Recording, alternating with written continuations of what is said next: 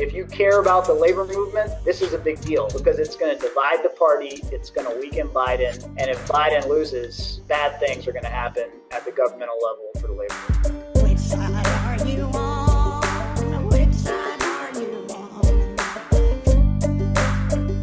So you mentioned in the answer to the last question that you know, used to Republicans actually kind of considered labor as part of the, you know, part of the coalition, you know, people who have a stake in society and people who should have some amount of control in society.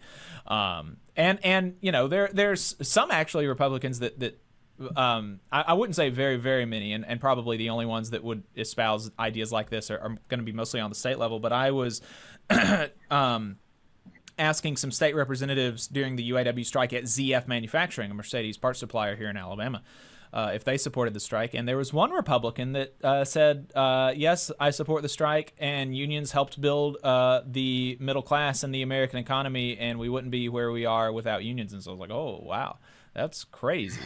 And I think a lot of people have seen that graphic that goes around every now and then, especially around Labor Day, of the Young Republicans Labor Committee. You know, young Republicans say, go to your union meetings and stuff like that.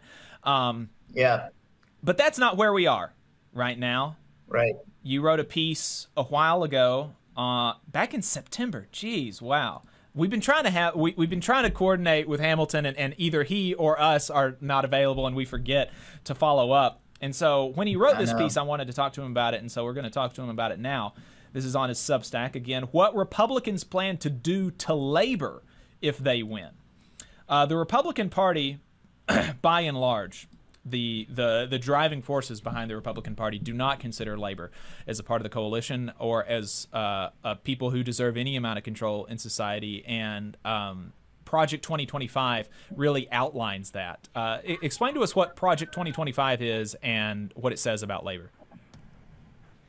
Yeah, you know, and also to touch on the point you just made, I mean, you made such a good point about that Republican politician who was in a place that actually had unions, right? And was sympathetic to unions. And today, you know, the decline of unions themselves and the sort of absence of unions from a lot of places make it that much easier for all those Republican politicians to not be sympathetic to unions, because when there are no strong unions where you are, it's real easy to be reflexively anti-labor.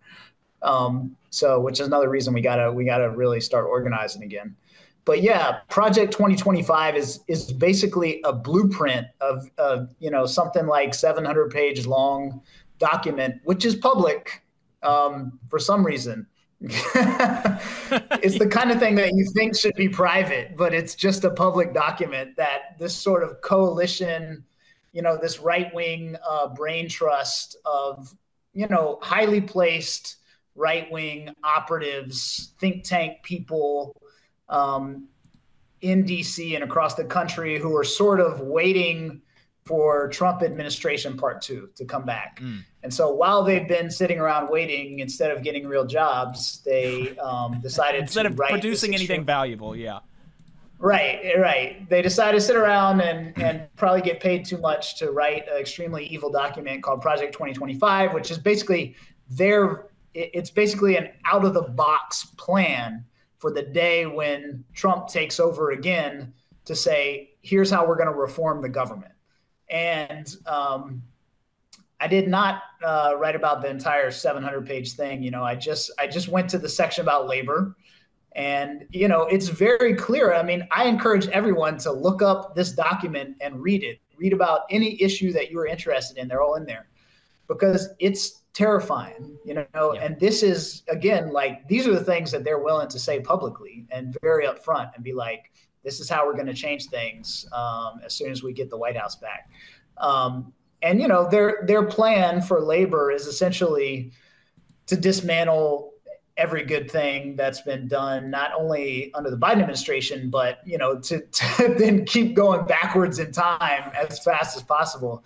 I mean, I hope that, like, you know, people have different opinions about Joe Biden, and I don't really care what your opinion is about Joe Biden, honestly, but, like, if you are a labor movement person, we should all recognize that, since Biden has been in office, we've been living with a very friendly federal government, relatively speaking and historically speaking, right? And the NLRB under Jennifer Abruzzo is very, very, very probably the most enthusiastic for unions that it's ever been in its history.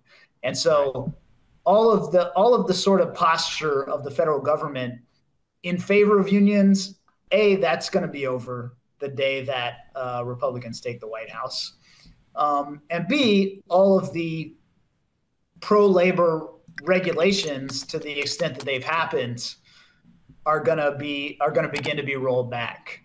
So for example, they just passed the joint employer standard, which is a thing that, the Fight for 15 and fast food workers have been working for a long time, which basically says, a company like McDonald's, you can't just have a bunch of franchises and then say, oh, we can't be held responsible for what our franchises do, which has been the trick of, fast food companies, for example, for forever. They say we can't be held responsible for the bad labor practices because these are franchises and we don't control them. So they just passed this joint employer standard, which makes it much easier to hold, the parent corporation responsible. Things like that, which are, I think, fly under the radar of a lot of people who don't necessarily pay attention to like day-to-day labor regulation, which is 99% of the people in the world. But those things are important. When you think about something like the Fight for 15, how are you going to exercise power against these really far-flung fast food corporations? Well, this is the legal way that that's done. So like that is just one of many examples of things that the Republicans are very intent on rolling back and will roll back as soon as they take over the White House. And it's all written in that document. Yeah. Yeah, it is all. I mean, it is genuinely scary stuff because all of this does make a difference in people's lives, and as much as and that's a very good. It doesn't matter what your opinion of Joe Biden is relative to labor domestically, and we can touch on that for a moment. Relative to labor domestically. The government has never been more friendly to workers since FDR, probably.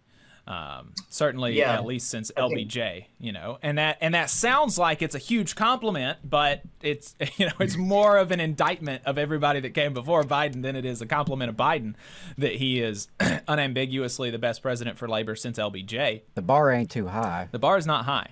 That is certain. The bar is very low. The bar is very low, and people will kind of bow up about that statement in particular. But think about people who have been president since LBJ, and tell me which one you think has been better than Biden on labor.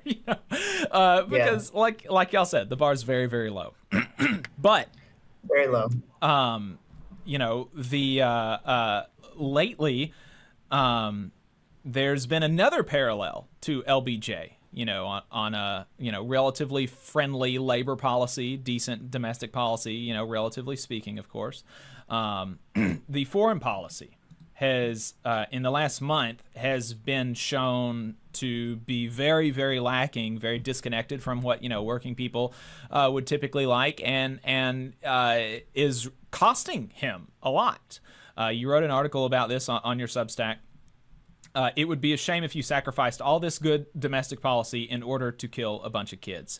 And that really is, the thing that that we're dealing with right now in Gaza, and the United States support of untethered from any requirements support for Israel. Yeah, it's really, it's really painful to watch, obviously. And it's, I'm sure like as we're sitting here talking to each other, people are getting killed in Gaza, and, civilians are getting killed and kids are getting killed. And that's very much a responsibility of the United States of America. I mean, I've had, there's strong opinions on both sides, to say the least. But, the distinction that I think we can all understand is that the United States government is not arming Hamas. Right. Joe Biden is not sending weapons to Hamas. Like, he is sending weapons to the Israeli government. We are planning to spend $14 billion to help the Israeli government. And so that is where our direct responsibility lies. The actions of the Israeli government and what they're inflicting on Gaza right now are directly in our hands and in the hands of Joe Biden. And, the 4,000 plus now dead kids in less than a month is an unconscionable thing. And so, yeah, the parallels to LBJ, who was a president who did have a lot of good domestic policy, pushed civil rights policies more than a lot of his predecessors did, but committed himself to Vietnam, and, just to think of it analytically even, and to analyze the politics of what's happening now. I mean, what happened? LBJ committed to Vietnam. He split the party. That's the important analytical thing, right? That happened. He divided his party. He created internal dissent and turmoil inside of his own party, and he, ended up dropping out. And then they lost to Nixon. And you can see before your very eyes right now, Joe Biden. I mean, it's kind of incredible how short of a time this has happened in. I mean, I feel like even Bernie Sanders has lost a lot of the credibility and the moral credibility that he built up over many, many years. I feel like his time has kind of passed because he hasn't quite been in the right place, the humanitarian place on this issue. And so, there's a lot of internal division within the Democratic Party right now over this issue, and we're going into an election season. It's very easy to imagine a divided party and a lot of voters who get so disgusted with Biden that they just don't come out and vote. And seeing that affect the election, potentially, enough to throw the election to Trump. And, Right. You think of where the swing states are. You think of a state like Michigan, and you think of how many people and voters in the state of Michigan have family probably in Palestine who may have been killed in this, and they're watching Joe Biden, facilitate this and allow this to happen and almost encourage this to happen. A lot of those people are not going to vote. I'm not so much worried about people voting for Trump as I am just people getting so disgusted that they're going to say, we're not going to vote for Biden. And so it's something to worry about, man. However you feel about this issue and however people feel about it, we're here talking about the labor movement. If you care about the labor movement, this is a big deal because it's going to divide the party. It's going to weaken Biden. And if Biden loses, bad things are going to happen at the governmental level for the labor movement. Hey, 5 seconds. Just wanted to say that this is only possible because of our donors. If you want to see more of this, then consider donating yourself at tvlr.fm/donate. Yeah, I mean, and that's a really important, we should be able to care about it because it's bad when children are killed, right? I mean, that we should be able to, but as union activists, as people who care about labor in the United States, there's a very clear, direct material interest for us in Biden taking the right stand on this issue because it is dividing his coalition, and working people will suffer if Trump is elected. Yeah, absolutely. And just to clarify, I really think that I really don't like when the conversation around this, people go to the place of kind of scolding the voters and sort of pointing their finger at the voters who are sick of who may have had family killed and saying, well, you have to suck it up and vote for this guy. That's not the right direction to point the finger. No. You need to point the finger at the White House right now and say, you all need to get on the right side of this issue. You are doing this. This is a decision that's being made by the Biden administration. He's discrediting himself. Not to mention, people in Gaza are workers too. Right. People in Gaza go to work. Palestinians have unions, and those unions have put out desperate calls for solidarity. So that's another thing that we in the labor movement have to think about. And I actually saw right before I came on to this live stream with you that the biggest labor federation in India, the equivalent of the AFL-CIO in India has just come out with a call for a ceasefire, and I saw that they represented something like 100 million workers. So I mean, Wow. that's where that is where the labor movement in India is at. You know, you've seen dock workers in a number of different countries across Europe refuse to transport weapons for Israel. So like, if you look globally, the labor movement is I think ahead of where not only the labor movement is in America, but clearly where the American government is too. Right. And the other thing is that, you know, the American people are really more in line with the global labor movement than with the American government. You know, if you look at polls, even of Republicans, something like 60% of Republicans support a ceasefire in Gaza. So this is not like this is not a you know, a controversial issue among the majority of people. Right. And, you know, to go back to the AFL-CIO, there's a very, I think, kind of unhealthy dynamic, which is the AFL-CIO has hitched itself to Biden. You know, they endorsed Biden's reelection months ago. They promoted this like it was some kind of brilliant move. Like, this is the earliest endorsement in history. We're going all out for Biden.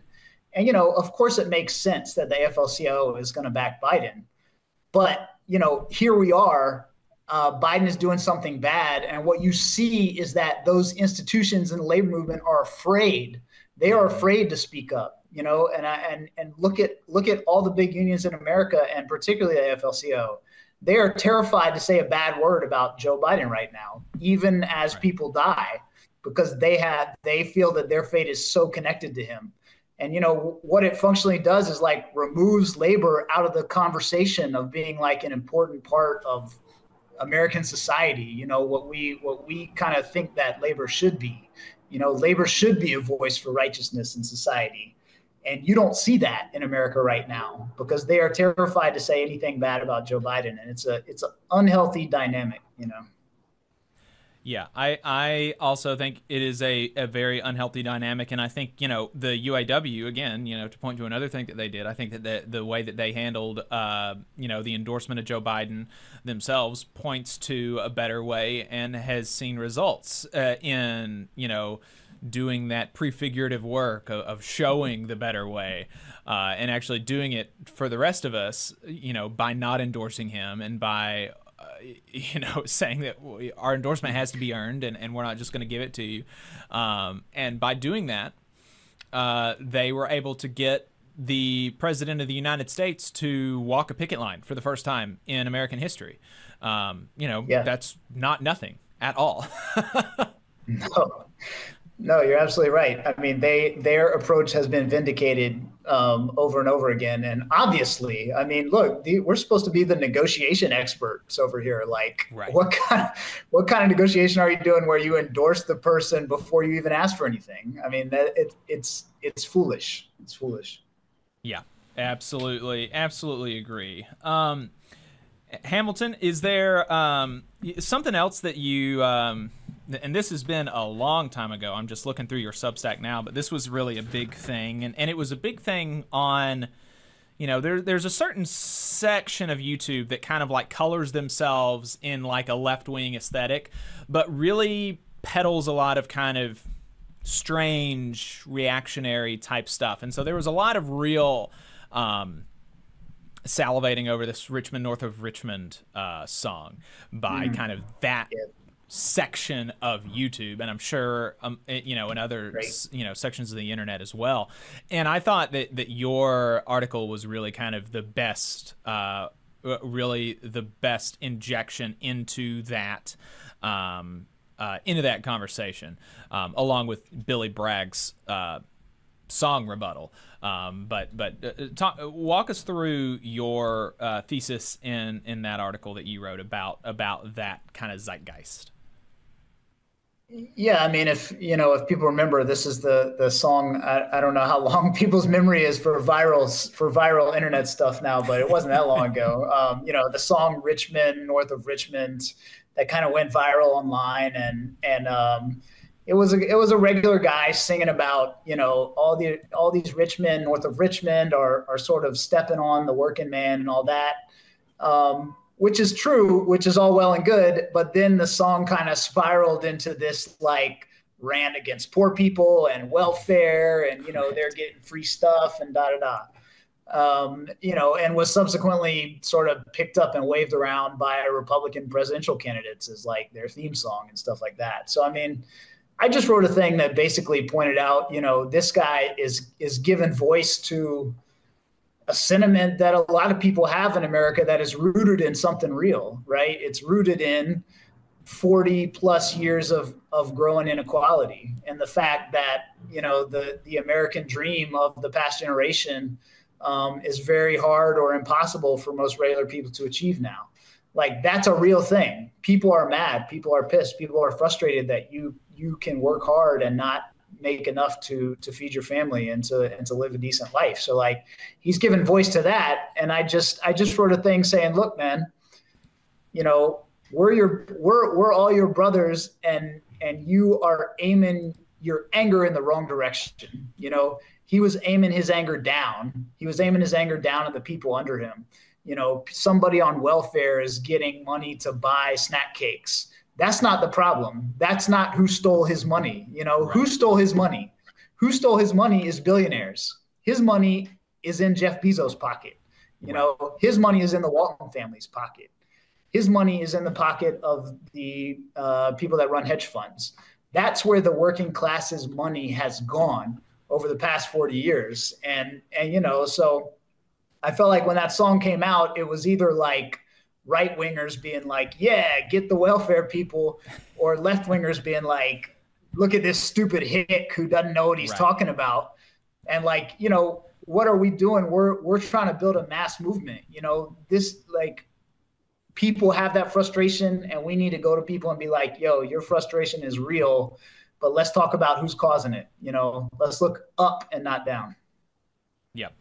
It's almost like in that song there was contradictions and tensions, and we could dialectically do something with them. I'm not really caught up on the vernacular, but you know where I'm going. You should send him some marks, man. See how might get into it. There you go. All right. Well, hey, Hamilton, is there anything anything else that you wanted to shoot the shit about before we let you go? No, man, I just want to say, again, thanks to you for doing this. I think this is so awesome that you're doing it. And, you know, particularly that, you know, you're doing this for strikes that are not getting as much publicity as other strikes. You know, I feel like a lot of people saw the Hollywood strikes and they saw the UAW strikes, and they may have seen the Teamsters getting ready to strike at UPS. But a lot of strikes like these ones that you're raising money for don't get as much attention, and it's hard to make people pay attention, and consequently hard to raise money for those strikes, you know. So it's so important that that people shine a light on those things and keep those workers in their thoughts. And so thanks to you all for doing it, man. And I hope everybody gives some money. All right. Yeah, thank you, Hamilton, and thanks for your time, and thanks for the work that you do. Like Jacob, I really appreciate that you put big ideas out there, because we have to be real about what we're facing as a labor movement. And I appreciate, you know, you really getting into that today as well, that sure, we've got all this potential, we've got all these things that seem to be going in our direction, but we have so many challenges. We have leadership that needs to be demonstrated moving forward if we're going to take advantage of it. So, you know, keep up the good work, keep putting out those ideas, keep encouraging our movement to think strategically and collaboratively, so we can actually respond to the scale of the crisis that we're facing. So thanks, Hamilton. Thank you, guys, and good luck. Appreciate it. Thanks. Appreciate it. You just saw a clip from the Valley Labor Report. We are live every Saturday morning from 9:30 a.m. till 12:30 p.m. And we pride ourselves on keeping all of our content free to everybody so that we can talk to as many working folks as possible. If you support the work that we're doing, you think that it's important, you think that it's good, then consider making a monthly contribution to the project, and you can do that on our website, tvlr.fm.